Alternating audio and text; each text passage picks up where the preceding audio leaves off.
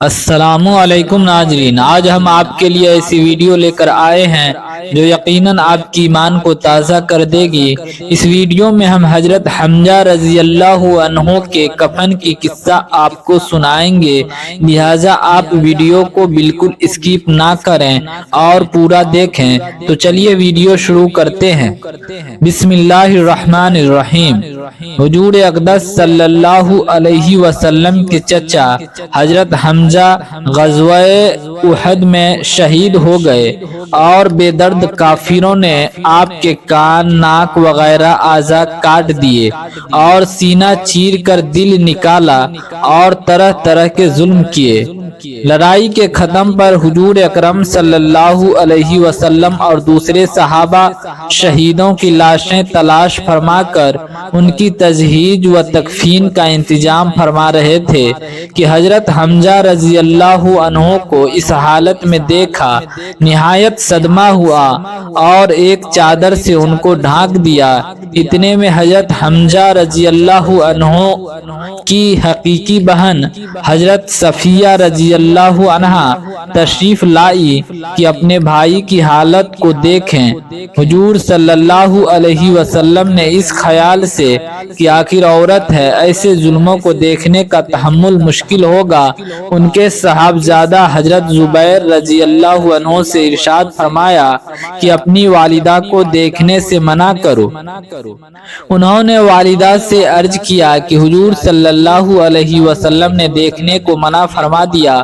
انہوں نے کہا کہ میں نے یہ سنا ہے کہ میرے بھائی کے کان، ناک وغیرہ کاٹ دیے گئے، اللہ کے راستے میں یہ کون سی بڑی بات ہے، ہم اس پر راضی ہیں۔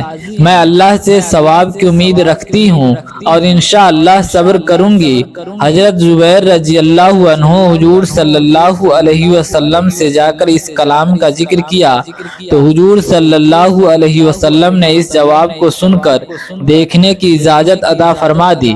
آ کر دیکھا، انا للہ پڑھی اور ان کے لیے استغفار اور دعا کی۔ ایک روایت میں ہے کہ غزوہ احد میں جہاں لاشیں رکھی تھی ایک عورت تیزی سے آ رہی تھی۔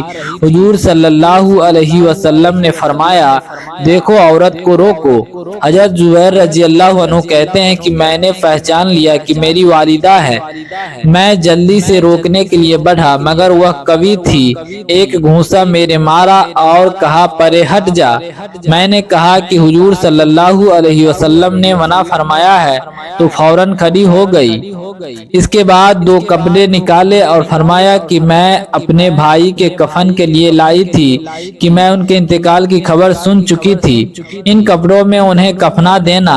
ہم لوگ وہ کپڑے لے کر حضرت حمزہ رضی اللہ عنہ کو کفنانے لگے کہ برابر میں ایک انصاری شہید پڑے ہوئے تھے جن کا نام حضرت سہیل رضی اللہ عنہ تھا۔ ان کا بھی کفار نے ایسا ہی حال کر رکھا تھا جیسا کہ حضرت حمزہ رضی اللہ عنہ کا تھا۔ ہمیں اس بات سے شرم آئی کہ حضرت حمزہ رضی اللہ عنہ کو 2 کپڑوں میں کفن دیا جائے اور انصاری کے پاس ایک بھی نہ ہو، اس لیے ہم نے دونوں کے لیے ایک ایک کپڑا تجویز کر دیا، مگر ایک کپڑا ان میں بڑا تھا، دوسرا چھوٹا، تو ہم نے قرعہ ڈالا کہ قرعہ میں جو کپڑا جن کے حصے میں آ جائے گا وہ ان کے کفن میں لایا جائے گا۔ قرعہ میں بڑا کپڑا حضرت سہیل رضی اللہ عنہ کے حصے میں آیا اور چھوٹا حضرت حمزہ رضی اللہ عنہ کے حصے میں آیا، جو ان کے قد سے بھی کم تھا کہ اگر سر کو ڈھانکا جاتا تو پاؤں کھل جاتے اور پاؤں کی طرف کیا جاتا تو سر کھل جاتا۔ حضور اکرم صلی اللہ علیہ وسلم نے ارشاد فرمایا کہ سر کو کپڑے سے ڈھانک دو اور پاؤں پر پتے وغیرہ ڈال دو۔ ابن سعد رضی اللہ عنہ کی روایت میں ہے کہ حضرت صفیہ رضی اللہ عنہا جب 2 کپڑے لے کر حضرت حمزہ رضی اللہ عنہ کی لاش پر پہنچی تو ان کے قریب ہی ایک انصاری رضی اللہ عنہ اسی حال میں پڑے ہوئے تھے، تو ایک ایک کپڑے میں دونوں کو کفن دیا گیا۔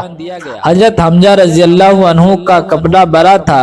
یہ روایت مختصر ہے اور خمیس کی روایت مفصل ہے۔